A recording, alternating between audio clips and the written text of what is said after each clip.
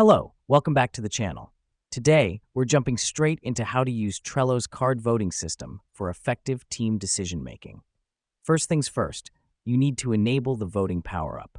To do this, navigate to the menu on your Trello board, click Power-ups, then select Voting.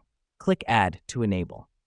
The reason we do this is because without enabling this feature, you won't see the option to vote on your cards. Now that we've done that, let's dive into casting votes. To vote on a card, simply open it and click on the Vote button located near the top right corner.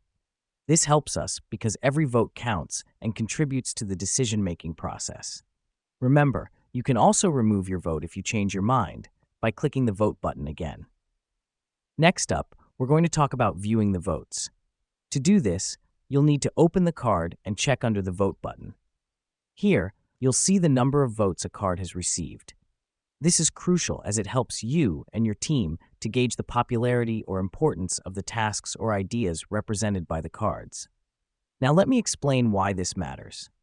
By using Trello's voting system, your team can democratically make decisions, prioritize tasks, or choose between different ideas.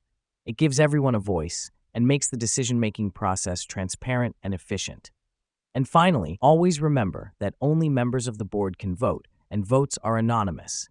This means nobody knows who voted for what, maintaining a sense of fairness and objectivity.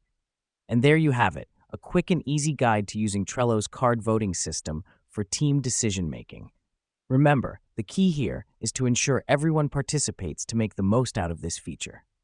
Until next time, happy voting!